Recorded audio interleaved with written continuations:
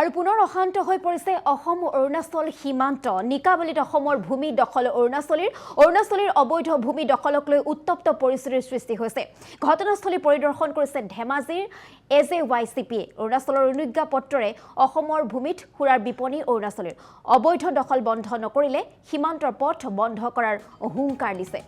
এই মুহূৰ্তত পুনৰবাৰ দৰ্শকসকলক জনাব বিচাৰিছো পুনৰ অশান্ত হৈ পৰিছে অসম অৰুণাচল সীমান্তত গৈ উপস্থিত হৈছে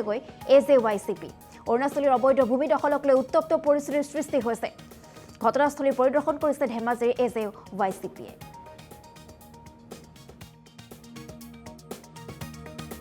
সময়ত আমি দেখি আহিছো অৰুণাচলী অগ্ৰাসন অসমৰ মাটি তেখেতলোকে দখল কৰিবলৈ আমি বিভিন্ন আমাৰ যিমান সীমা আছে সীমাবিলাকত তেখেতলোকে অসমৰ মাটি দখল কৰিবলৈ সদায় চেষ্টা কৰি আছে আমি সদায়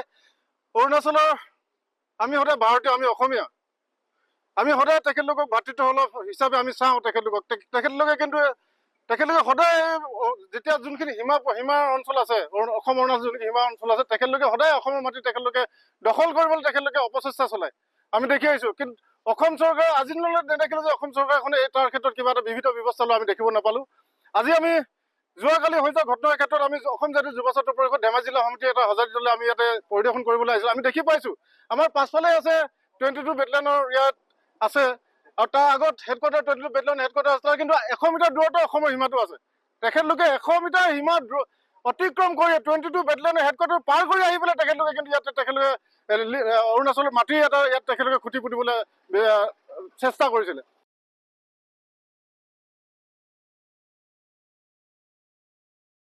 আৰু পুনৰ অশান্ত হৈ পৰিছে অসম অৰুণাচল সীমান্ত নিকাবালিত অসমৰ ভূমি দখল অৰুণাচলীৰ অবৈধ ভূমি দখলক লৈ উত্তপ্ত পৰিস্থিতিৰ সৃষ্টি হৈছে ঘটনাস্থলী পৰিদৰ্শন কৰিছে ধেমাজিৰ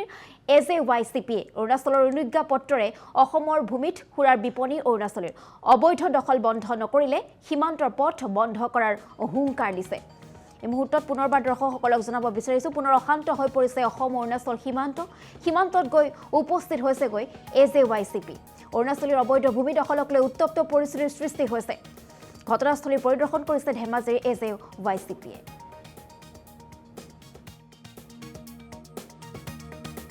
সময়ত আমি দেখি আহিছো অৰুণাচলী অগ্ৰাসন অসমৰ মাটি তেখেতলোকে দখল কৰিবলৈ আমি বিভিন্ন আমাৰ যিমান সীমা আছে সীমাবিলাকত তেখেতলোকে অসমৰ মাটি দখল কৰিবলৈ সদায় চেষ্টা কৰি আছে আমি সদায় অৰুণাচলৰ আমি সদায় ভাৰতীয় আমি অসমীয়া আমি সদায় তেখেতলোকক ভাতৃত্বসুলভ হিচাপে আমি চাওঁ তেখেতলোকে কিন্তু তেখেতলোকে সদায়